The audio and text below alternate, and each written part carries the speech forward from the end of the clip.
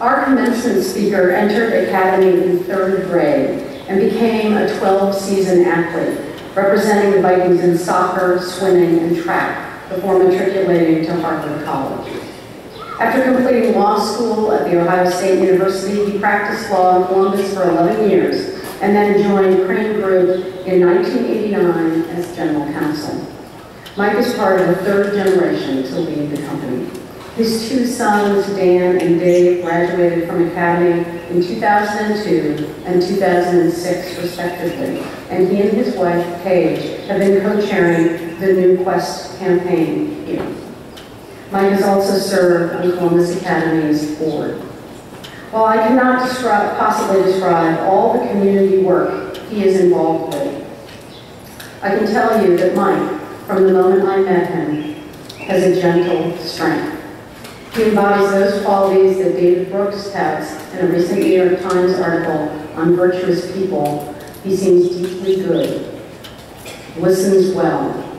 You often catch them looking after other people, and as they do so, their laugh is musical and their manner is infused with gratitude. I have heard that these qualities run deep in the Crane family. Luckily, Mike is also funny. And this is perhaps the single quality that led him to becoming our speaker today. It is my pleasure to welcome to the podium the graduate from class of 1971, Mike Crane.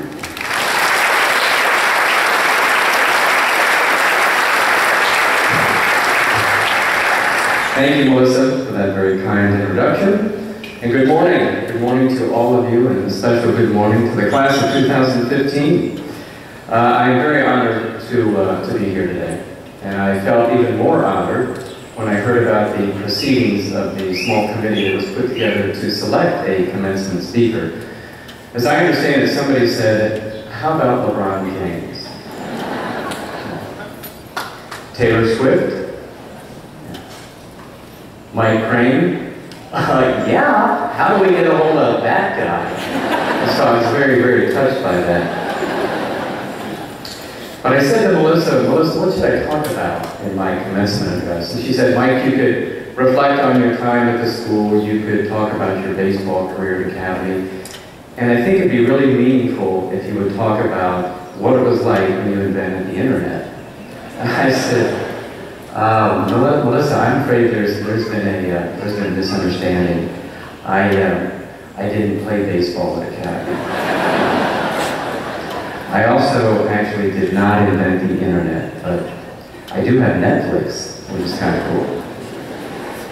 But I do see it as quite a privilege to be here today, as this school has meant a great deal to me and to my family, and I want to acknowledge my father, Jim Crane, who is here today, who gave me the chance to come to Academy, and my wife, Paige, and my son, David, who's here. My other son, Dan, was out of town.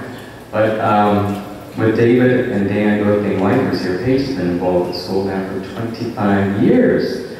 Her most recent job being to keep George Skestos in line the capital campaign committee meetings. Thinking about Academy and its traditions, one idea I had about today was that I would go ahead and just repeat my junior class speech. Words like powerful, riveting, and transforming were, however, not used to describe my junior class speech. Words like mundane, sophomoric, and a real snoozer were. So we decided not to go there. But I was also a little concerned about the generational differences. The generational differences between the class of 2015 and a lot of the older people here in the audience. Certainly not me. But okay, I was a little worried about that for myself too, but we have a lot in common. We share an Academy education. And I sat where you're sitting today, and I was thinking, I think, the same thought you're thinking now. Who is this man, and when will he stop talking? And like you parents out there, I sat out there, and I know some of you are thinking, oh, my child is going away to school. And others are thinking, oh, my child is going away to school. It's about time. Tears of sadness, tears of joy. What are you shedding today? But I'd like to congratulate the senior class on your many achievements. You're a class of high distinction, whether it's in the classroom, on the playing field, supporting the community, or pursuing your passion in the arts. You set some pretty high standards. One thing I'd like to say to you as you head off from graduation today is, with those experiences, with this education, be confident, don't be intimidated. And let me give you a quick story of what not to do. So I went off to college, and I looked at the course catalog, and I found a course on Spanish literature, and I thought, that's great, I love Spanish. But then as I went through orientation, I kept meeting these type A high achievers. And in the course description it said, all classes will be taught entirely in Spanish. And I thought, I can do that. But then as I met these people, I thought, you know, I think they're probably all fluent in Spanish and reading Don Quixote in their spare time. So I ended up not taking that course in Spanish. Instead, I took a course on fairy tales. And to this day, I still know nothing of any significance about any fairy tales, but I love the Spanish language. So don't do that. Don't take the course on fairy tales. Unless that's your passion, which is great. But be confident. Don't be intimidated. And my college experience reinforced that the academy education is a superb one. But I do have one problem, and it's relating to my education. And I feel kind of bad because I promised Melissa I wouldn't get up here and pull any skeletons out of my cabinet closet, but I just want to get this one thing off my chest. When I text, and I do text, I am part of the texting generation, I use complete sentences and correct spelling and punctuation, which is ridiculous, right? I mean, it kind of defeats the purpose. You know, I have to sit there and type out the sentences, and I have to go back and proofread all the sentences. Then I realize there's a secondary clause with a subject and a verb, and I got to go back and I got to put a comma before the and, and I try to get that little cursor in that spot at one more. And it's very frustrating. And this is how I spend most of my days now. Makes me a little inefficient at work. And the fault and the blame for this lies with Columbus Academy, and more specifically with George Bound. Mr. Bound was my 6th grade English teacher, and he, in my mind's eye, was like 9 feet tall and just barked like a drill sergeant. He kind of frightened me. And he told us to write down everything he said, and we did.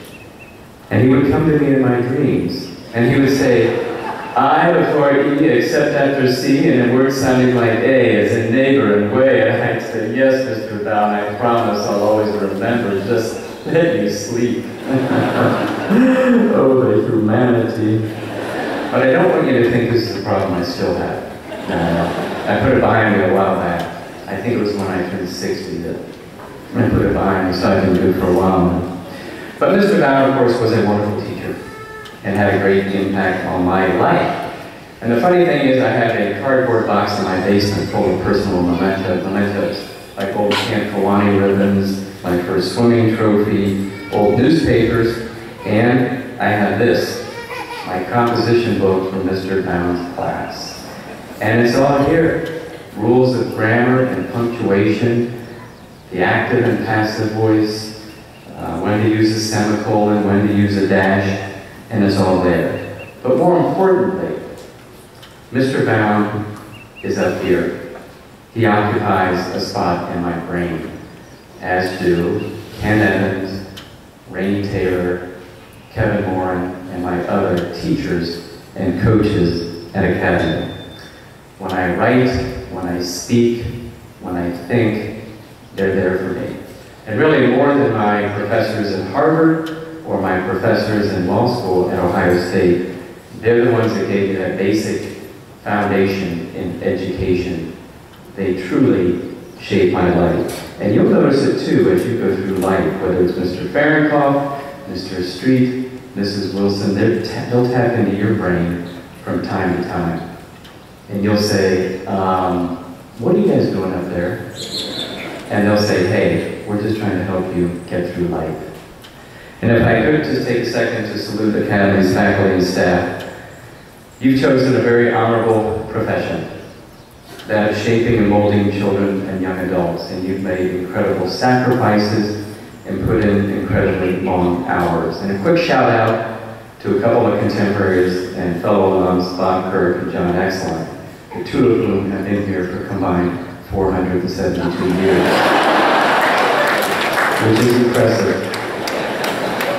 But to all of you and to your predecessors, I'd like to say thanks on behalf of myself, other alumni, and on behalf of the class of 2015.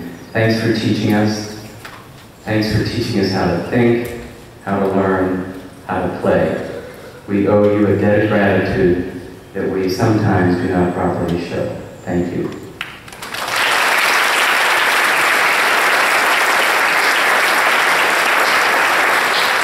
And to the parents, we say congratulations. You have made sacrifices yourselves so that your children can attend this school, so that they can have the best education and the best environment possible. But you have made a great financial investment. Having served on the board, though, I know it's a difficult balancing act between creating the best educational environment possible and making it affordable. And I know after we would have to enact a tuition increase, I would get calls from parents the next day. And to each one of them, I would say the same thing. I would say, I don't know why those other trustees voted for that. I voted. Just kidding, I wouldn't do that. And you have made that financial investment, and then we ask you to support the annual fund, and you do. And then people like me call you up to support a capital campaign, and you do. So thank you for that. And your children owe you a debt of gratitude, and I know you must be incredibly proud of their success. Congratulations.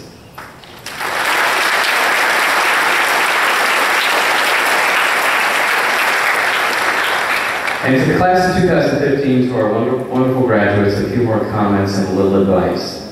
You're about to start a new phase of your lives. We wish you all the best. And we're confident that you're prepared and you can meet the challenges that lie ahead. One thing that wasn't anticipated was the amount of adversity you've seen, much more than we want for our children. But you have shown strength and maturity.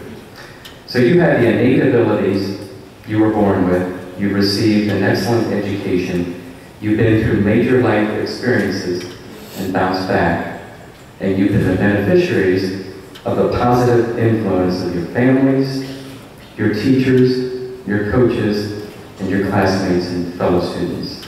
You're ready. And ahead of you lay a number of defining moments. You'll encounter them as you go through college and later as you build your careers. And as you establish families, and decide who you want to spend the rest of your life with. For many of these, there won't be an algebraic formula to give you the answer. There won't be a composition book to give you the rules to follow. How these defining moments turn out will in large part depend on character, on ethics, and on values. You'll come to certain forks in the road, and thinking about the decision process you'll face, it took me back to the old grade school lesson about crossing the street. Remember? Stop, look, and listen. Well, it's kind of like that, but the adult version. Hit the brakes, focus, and do the right thing. And we're sure that you will.